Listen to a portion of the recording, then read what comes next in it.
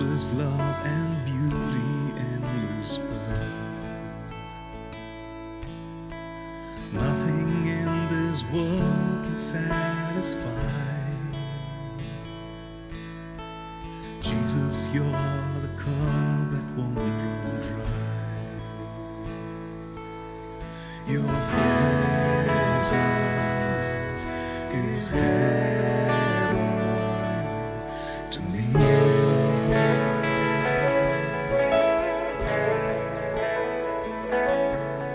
Your presence is heaven to me.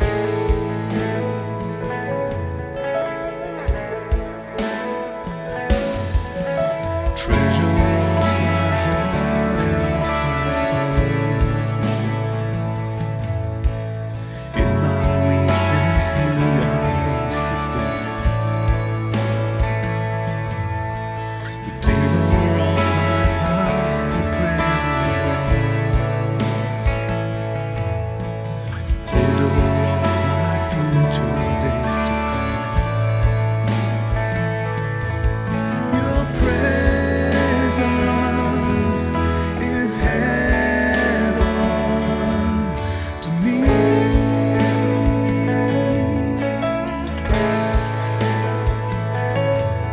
Your presence is heaven to me.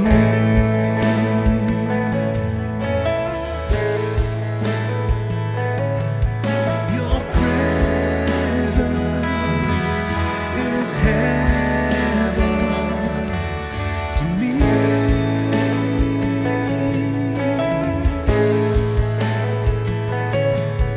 Your presence is heaven to me.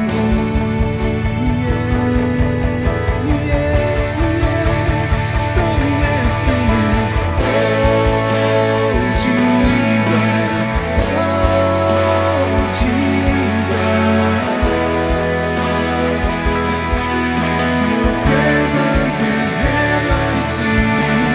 Oh Jesus, oh Jesus. Your presence is heaven to me.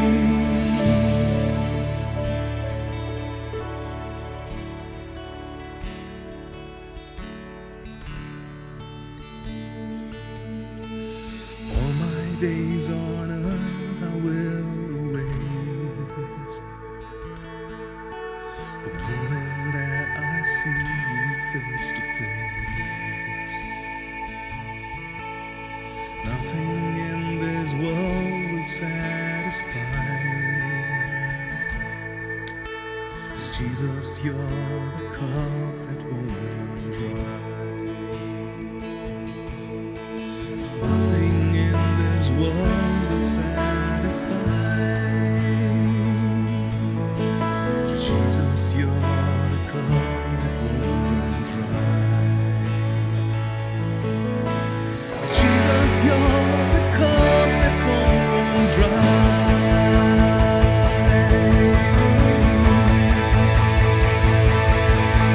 Your presence is heaven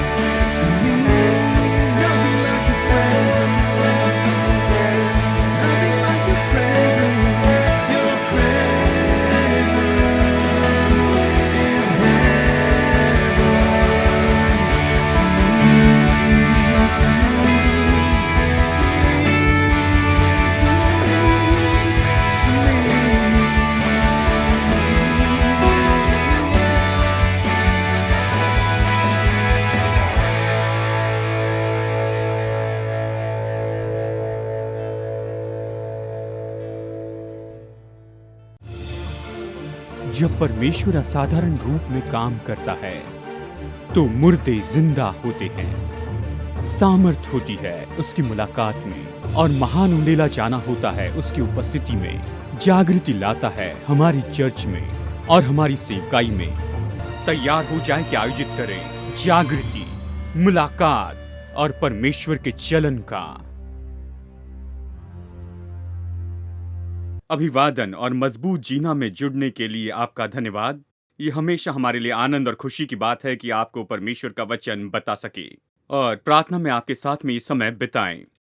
हम अभी बहुत ही अद्भुत series कर रहे हैं। इसका नाम है जागृति, मुलाकात और परमेश्वर का चलन। और अभी ये पूरी सीरीज उपलब्ध है प्रिंटेड फॉर्म में, साथ ही पीडीएफ किताब के रूप में हमारे चर्च के वेबसाइट पर आप ये पीडीएफ बुक डाउनलोड कर सकते हैं मुफ्त में हमारी चर्च की वेबसाइट से। और सारी जानकारी आपकी स्क्रीन पर है। अगर आप प्रिंटेड कॉपी मुफ्त में मंगवाना चाहते हैं तो कृपया आप अपना नाम और पूरा पोस्टल एड्रेस हमें भेजें। हम बड़ी खुशी से इसे आपको भेजेंगे। और इस किताब में इसके बारे में पूरी तरह से ज्यादा विवरण दिया गया है। हम जो भी आपको यहाँ पर बता रहे हैं इस टेलीकास्ट में, तो हम आपको प्रोत्साहित करते हैं इसकी एक कॉपी जरूर लें और आप खुद इसका अध्ययन करते चले जाएं और चर्च और समाज के रूप में इसका अध्ययन करें। और अगर आप पास्टर हैं या फिर आप लीडर हैं तो हम आपको प्रोत्साहित करते हैं कि इस पूरी सीरीज को आप सिखाइए अपने चर्च में। अपने चर्च को आप जागृति के लिए प्रोत्साहित करें। तैयार हो जाएं कि प्रभु में आगे बढ़े। यदि आप हैं किसी बाइबल कॉलेज में या फिर सेमिनरी में, हम प्रोत्साहित करते हैं कि आप इसका उपयोग करें, अपने विद्यार्थियों को सिखाएं। क्योंकि आज संसार को नहीं चाहिए बस थोड़े और ज्यादा थियोलॉजियन या फिर केवल ऐसे लोग नहीं चाहिए जो बहुत ही ज्यादा ज्ञानी लोग हो, लेकिन हमें जागृति के लोग चाहिए। संसार को आज ऐसे लोग चाहिए जिनके अंदर में जागृति की आग हो। इसी तरह संसार पर प्रभाव डालेंगे। इसीलिए आप इसे अपने बाइबल कॉलेज में और सेमिनरी में आप सिखाएं और आज संसार में इस तरह के सेवक आप तैयार करें। पूरे संसार को यही चाहिए। आज हमारे प्रोग्राम में हम प्रेरितों के काम की किताब में एक यात्रा करने वाले हैं। प्रेरितों के काम ये किताब हमें बताती है कि प्रारंभिक चर्च के पहले 40 साल में क्या हुआ। और जब हम प्रेरितों के काम को देखते हैं तो हम इसे इस तरह देखेंगे कि ये तो ज्यादा इतिहास है इस परमेश्वर की मुलाकात और उंडेली जाने का। हम इसे इस किताब के रूप में नहीं देखेंगे जैसे कि ये किताब जिसमें लोगों ने जो यात्रा की उसके बारे में बताया गया हो, ऐसे नहीं देखेंगे। लेकिन इस तरह से देखेंगे कि ये तो परमेश्वर का उंडेला जाना है। ये तो जन्म है परमेश्वर की सामर्थी चलन का, परमेश्वर की सामर्थी चलन की शुरुआत का। सच में क्या हुआ पेंटिकॉस्ट से देखिए, उसके परिणाम में क्या हुआ। हम देखते हैं कि 40 साल का समय यहाँ पर हमारे लिए लिखा गया है। तो हम इन 40 साल के समय में यात्रा करेंगे और देखेंगे कि इस पवित्र आत्मा के उंडेले जाने के कारण यहाँ पर क्या हुआ, कौन से पाठ सीख सकते हैं। अवश्य ही सारी बातें यहाँ पर प्रेरितों के काम में लिखी नहीं गई हैं, लेकिन खास करके यहाँ पर वो सारी बातें लिखी हैं जो परमेश्वर चाहता है कि हम जाने पहले 40 साल के चर्च के बारे में, और हम इसे सीखना चाहते हैं। यानी प्रेरितों के काम की किताब शुरू होती है यीशु मसीह के उठाए जाने के बाद में, और फिर यह हमें बताता है कि ये 120 लोग उन्होंने राह देखी। यरूशलेम में जाकर उन्होंने राह देखी जैसे प्रभु ने कहा था। यानी प्रभु ने 40 दिन तक दिखाया कि वो जीवित है। उसके पुनरुत्थान के बाद में चेलों को दिखा और उसके बाद में उठाया गया। उनसे कहा कि यरूशलेम में राह देखना, और उसके बाद में वो पूरे संसार के कोने कोने में जाएंगे, यीशु मसीह का संदेश प्रचार करेंगे। तो उसकी आज्ञा को मानते हुए चेले वहां पर यरूशलेम में रुके हुए थे, वहां ऊपरी कोठरी में, और वो वहां पर 10 दिन तक राह देखते रहे। हमारे लिए जानना बहुत ही जरूरी है कि उन्होंने ये 10 दिन बिताए एकचित होकर और प्रार्थना में।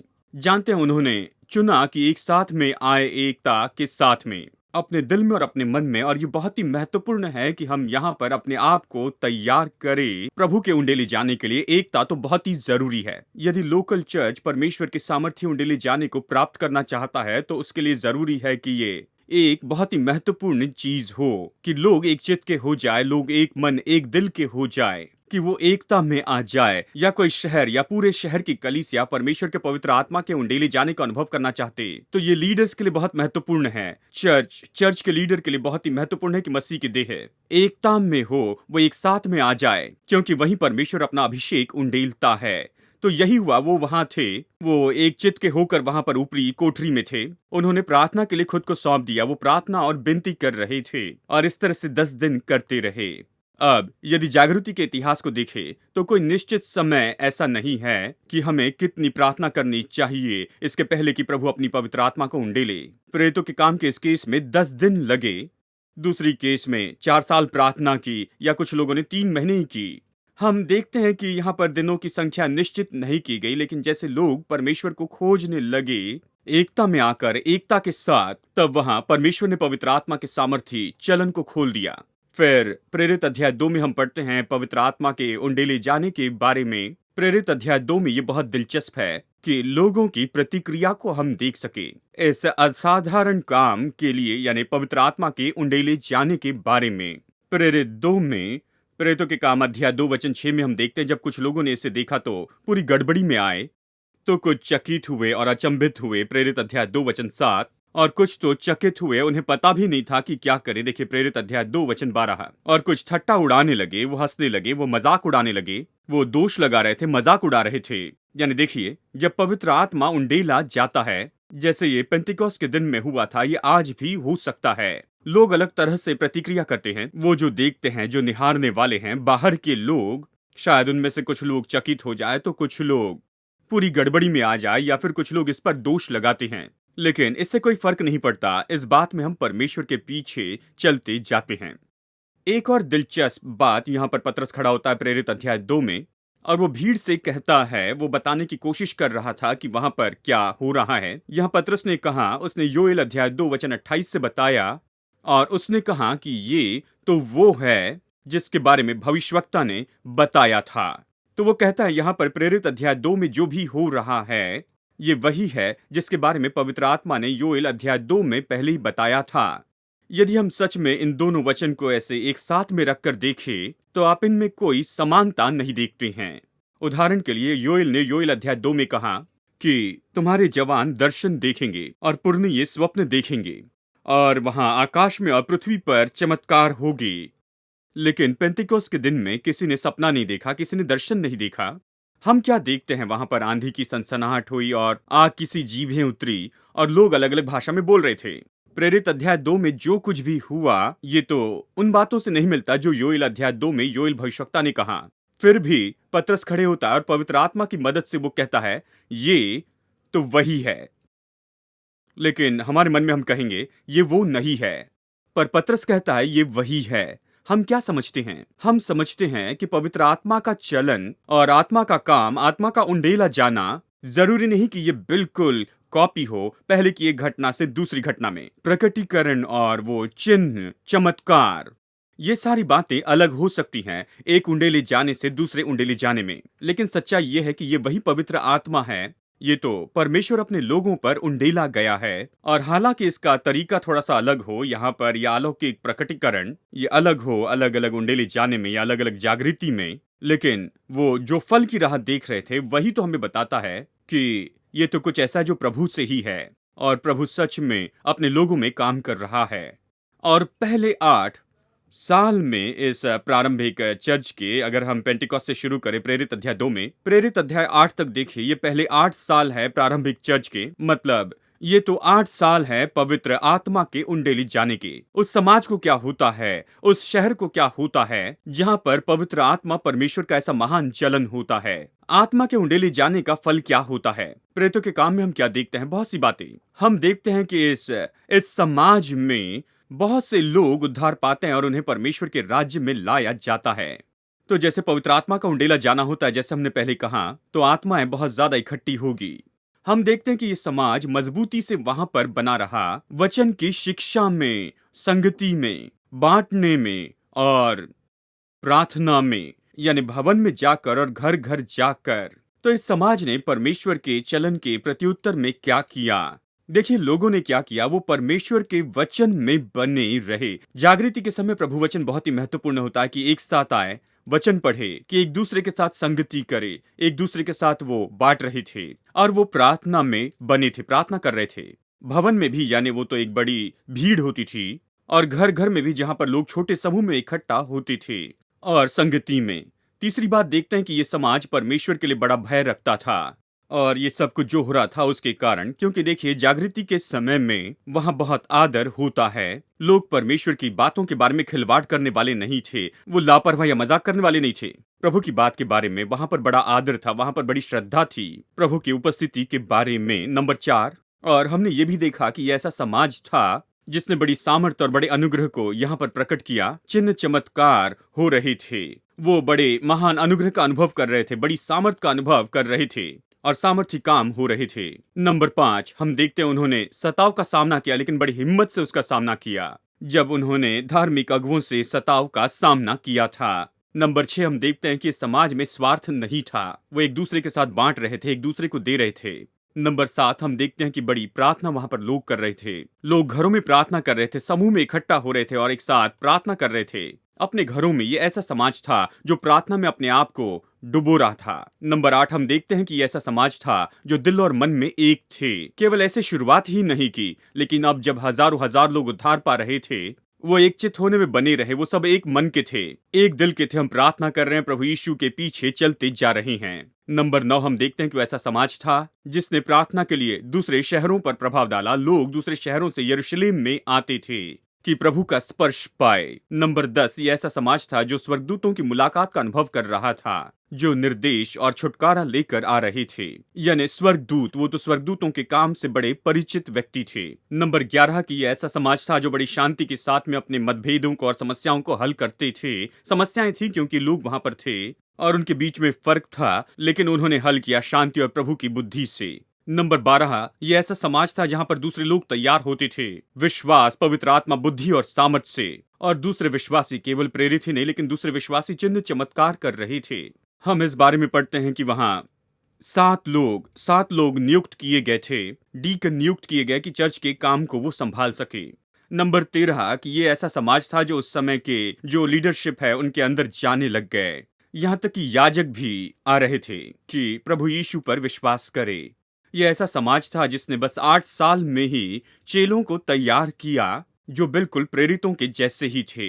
देखिए, ये चेले जो कि चर्च में तैयार किए गए, उन दिनों में ये ऐसे लोग थे जो जागृति की आग को लेकर चलने वाले थे। ये तैयार हुए 8 साल में, क्योंकि अध्याय 8 के अंत में हम पढ़ते हैं कि सताव चर्च पर आने लगा और ये चेले भागने लगे, वो तितर बितर हो गए। ऐसा अनुमान लगाया जाता है कि पहले 8 साल में यरूशलेम में लगभग 20,000 विश्वासी थे और वहां की जनसंख्या तो 1 लाख की थी। और जब सताव वहां पर आया तो ये चेले जो है ये तो तितर बितर हो गए। वो जाकर चिन्ह चमत्कार और अद्भुत काम कर पाए, वो चर्च की स्थापना कर सके उस पूरे प्रांत में, यहूदा में, गलील और सामरिया में, और कुछ तो बहुत ही उत्तर में चले गए, सीरिया तक। यानी ये जो चेले थे, ये लोग जो चर्च में आए थे, ये चर्च के मेंबर नहीं थे, उपस्थित रहने वाले लोग नहीं थे। ये तो वचन से इतने भर गए थे, उनमें परमेश्वर की आग से इतने भर गए थे, और वो जहां जहां गए जागृति तो उतनी ही दूर तक फैलती चली गई। अंत में हम देखते हैं कि यह ऐसा समाज था जिन्होंने देखा कि परमेश्वर लोगों को एक साथ में ऐसे जोड़ रहा है, परमेश्वर लोगों को छू रहा था। इथोपिया का खोजा चुना गया और उसे स्पर्श किया गया, तार्शीश के शाऊल को स्पर्श किया गया, और प्रभु सामर्थ्य रीति से काम करने लगा और लोगों को छूने लगा ऊंचे स्थान पर। अब इस तरह का समाज हर एक लोकल चर्च को बनना चाहिए, और ये तो केवल पवित्र आत्मा के चलन और उसके उंडेले जाने से ही होगा। जब जागृति होती है तो यही होता है, प्रभु की मुलाकात होती है। देखिए, इस तरह का समाज होता है, ये उभरने लगता है, और चर्च को तो बिल्कुल इसी तरह से होना चाहिए। चर्च तो केवल परमेश्वर की उपस्थिति के बारे में ही हो। प्रभु यीशु मसीह की उपस्थिति हमारे जीवन को भरती जाती है, हम सबको भरती है, हमारे आसपास के संसार पर प्रभाव डालती है। तो जैसे हम जागृति और मुलाकात के बारे में कहते हैं, महत्वपूर्ण सवाल है, तो क्या हम फल को देखें या केवल घटना को देखते जाए? घटनाएं तो होगी, देखिए, असाधारण बातें होगी, अलग अलग उंडेले जाने में अलग अलग काम होंगे, जरूरी नहीं कि ये सब एक ही जैसे हो, लेकिन सच में हमें फलों को देखना है। अलौकिक प्रकटीकरण के लिए प्रभु का धन्यवाद, चाहे स्वर्गदूत की मुलाकात हो, चाहे चंगाई या चमत्कार हो, दूसरे तरह के चिन्ह और चमत्कार, लेकिन असली बात तो फल है कि जीवन बदल रही हैं, लोगों के दिल बदल रही हैं। हमें केवल इसी को देखते जाना है। जैसे हम आगे बढ़ते हैं चर्च के अगले 10 साल में, प्रेरित अध्याय 8 से प्रेरित अध्याय 13 तक, तो हम देखते हैं कि कुछ मुख्य बातें जिसके बारे में मैं बताऊंगा। हम देखते हैं कि पौलुस यहाँ पर उभरता है, मुख्य व्यक्ति जिसके बारे में प्रेरितों के काम की बाकी किताब में बताया। हम उसके बदलाव को देखते हैं कि कैसे दमिश्क के मार्ग पर वो यीशु मसीह के साथ में व्यक्तिगत अनुभव पाता है। वो पहले 3 साल यहाँ पर दमिश्क में बिताता है, उसके बाद में वो अरेबिया में जाता है, प्रचार करता, वापस दमिश्क में आता है, फिर 15 दिन के लिए यरूशलेम में आता है, जहाँ प्रेरित अभी भी उसके बदलाव के बारे में संदेह कर रहे थे। और फिर यरूशलेम में वो उन लोगों से मिलता है, फिर उसके बाद में उसे भेजा जाता है यहाँ सिजरिया में, फिर कुछ समय तक रहता है वो तार्शीश में। पौलुस के जीवन का ये पर्दा नीचे लाया जाता है उस समय, क्योंकि अगले 6 से 10 साल तक वो वहां पर बाहर होता है सिलिसिया में, जो कि तार्शीश के प्रांत में आता है। वो प्रचार ही कर रहा था, लेकिन हमारे पास में ज्यादा लिखा नहीं है कि उसके जीवन में उस समय क्या हो रहा था। और फिर बाद में प्रेरित अध्याय 11 में हम देखते हैं यहाँ पर अग्रिपा जो यहाँ पर था, ये पहला ग्रैंडसन था हेरोदेस राजा का। उसने आगे बढ़कर यूहन्ना के भाई याकूब की हत्या की थी। पतरस को बंदी बनाता है और फिर परमेश्वर के स्वर्गदूत को वहां पर अलौकिक हस्तक्षेप होता है, वो उसे जेल से बाहर लाता है। चर्च उसके लिए प्रार्थना कर रहा था। और फिर अध्याय 11 के अंत में हम ये देखते हैं कि यहाँ पर पौलुस यहाँ अंताकिया वापस आता है तार्शीश से। बरनबास के द्वारा वो अंताकिया में आता है और दोनों यानी पौलुस यानी जो शाऊल और बरनबास कुछ समय बिताते हैं कि चर्च को बनाए यहाँ पर अंताकिया में। और हम देखते हैं कि अंताकिया का चर्च बहुत ही सामर्थ्य रीति से जल्दी बढ़ता है। बस 3 साल के अंदर ही अंताकिया के चर्च में हम देखते हैं भविष्यवक्ता, शिक्षक और प्राचीन वहां पर तैयार किए जाते हैं, बस इसलिए कि यरूशलेम का चर्च इनमें उंडेल रहा था इन दूसरे चर्च के जीवन में जो उनके द्वारा तैयार हुए, जो उभर कर आए थे यहाँ पर ये इस जगह यहूदिया, सामरिया और गलील के प्रांत में। चलिए अब पौलुस के जीवन को जल्दी से देखते हैं, क्योंकि प्रेरितों के काम का बाकी भाग उसके जीवन के बारे में है। उसकी 3 मिशनरी यात्रा, वो रोम में गया, रोम में जेल में था और बाकी समय उसने वहां पर बिताया शहीद होने के पहले, यानी ईस्वी सन 67 या 68 के दरमियान। प्रेरित पौलुस के जीवन को हम यहाँ पर देखेंगे केवल एक बड़े प्रेरित या महानगरी के रूप में नहीं, लेकिन देखेंगे उसका जीवन जागृति लाने वाला था। वो जागृति की आग को लेकर चलता था। उस समय से जब से वो बदल गया और उसने ये मिशनरी यात्रा शुरू की, वो अलग अलग जगह पर गया, सुसमाचार का प्रचार किया, समाज को उसने स्थापित किया। हम क्या देखते हैं यहाँ पर प्रेरित पौलुस के जीवन में, वो तो एक जागृति लाने वाले के रूप में था। हम जानते हैं जैसे वो मिशनरी यात्रा पर था, खास करके दूसरी और तीसरी मिशनरी यात्रा में, और वो रोम में जेल में था। पौलुस ने ये पत्रियां लिखी कि बल दे सके उन बहुत से चर्च को, जैसे कि कुछ पत्रियों में यानी कुछ चर्च को जो पत्रियां लिखी, ये ऐसे चर्च थे जो उसने खुद व्यक्तिगत रूप में स्थापित नहीं किए थे। लेकिन जल्दी से मैं आपको ये बात बताना चाहता हूँ, यानी लगभग 20 से 24 साल के समय के बीच में जब उसने मिशनरी यात्रा शुरू की थी अंताकिया के चर्च से, और उसने ये सारी यात्रा की जो कि लगभग 20 या ज्यादा से ज्यादा 24 साल का समय था। यहाँ हम देखते हैं कि पौलुस ने 49 शहरों के नाम यहाँ पर लिए। वो और भी शहर में जा सकता था, लेकिन हम 49 शहरों के नाम देखते हैं जहाँ पौलुस गया था, जहाँ उसने चर्च तैयार किए, जिनमें बिल्कुल वही डीएनए था जो यरूशलेम के चर्च में था। ये चर्च पवित्र आत्मा के सामर्थ से भरे हुए थे। हम इन पत्रियों में से देखते हैं जब वो पत्र लिखता है यहाँ इफिसियों को, कुलिसियों को और थिस्सलुनीकियों को और कुरिन्थियों को, हम जानते हैं कि ये चर्च पवित्र आत्मा के काम का अनुभव कर रहे थे। हम जानते हैं ये विश्वासी तैयार हुए। वो समाज को तैयार कर रहा था जिनमें बिल्कुल वही आग थी जो यरूशलेम के चर्च में थी। और फिर हम देखते हैं कि उसने बहुत से लोगों को तैयार किया जो जागृति की आग को लेकर गए। हम देखते हैं कम से कम 24 नाम थे, ऐसे नाम लिखे गए हैं। ये तो सहकर्मी थे, काम करने वाले थे, शायद और भी ज्यादा होंगे जो गए बहुत से अलग जगह पर और चर्च तैयार किया और इस तरह के समाज को तैयार किया। हम देखते हैं पौलुस ने हर तरह की परंपरा के लोगों पर असर डाला, यहूदी हो, यूनानी हो। वो पहुंच पाया गरीब लोगों तक और साथ में ऊंचे स्थान के लोगों तक। उसने शहरों पर प्रभाव डाला, मार्केट की जगह पर प्रभाव डाला। और हम ये भी देखते हैं कि समय के दौरान उसने 13 या 14 पत्रियां भी लिखी कि वो चर्च को बल दे सके। यानी सच में पौलुस तो एक जागृति लाने वाला था। वो जागृति की आग को लेकर चलता था। हम उसके जीवन को देखते हैं इस दृष्टिकोण के साथ में तो हम बहुत कुछ सीख सकते हैं। मुझे यहाँ पर रुकना होगा क्योंकि समय खत्म हो रहा है। इस किताब में बहुत कुछ है। मैं प्रोत्साहित करता हूँ कि आप इसे जरूर लें। जुलाई 2016 में शुरू होने वाले एकेडमिक ईयर के लिए एपीसी बाइबल कॉलेज में एडमिशन अभी समय शुरू है। अधिक जानकारी के लिए विजिट करें apcwo.org/bible college पर।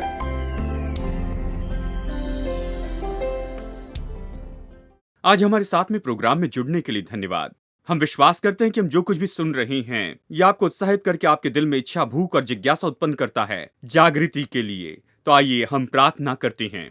पिता, हम धन्यवाद करते हैं कि ये कुछ समय हमने आपके वचन के साथ में बिताया और हमने देखा कि आपने अपनी आत्मा के द्वारा क्या किया, और आज भी हम यही मांगते हैं। हे परमेश्वर, हमारे दिल को प्रज्वलित कीजिए, हमारे चर्च को प्रज्वलित कीजिए, हमें ऐसी जगह पर रखिए जहाँ पर आपकी पवित्र आत्मा की आग है।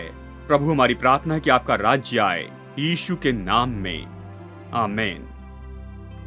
आज के इस प्रोग्राम में हमारे साथ में बने रहने के लिए धन्यवाद। अगली बार तक याद रखिए, जियो जिंदगी यीशु जैसे।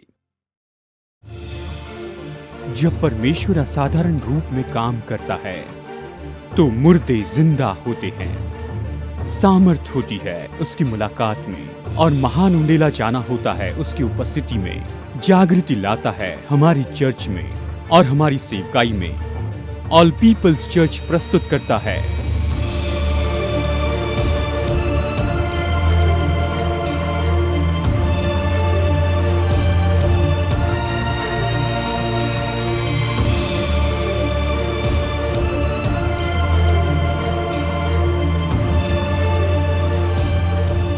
तैयार हो जाए कि आयोजित करें जागृति, मुलाकात और परमेश्वर के चलन का। हम अपने फ्री पब्लिकेशन हिंदी में आपके लिए उपलब्ध करवा रहे हैं, बहुत से विषयों पर जो आपकी आत्मिक यात्रा में मदद करेंगे।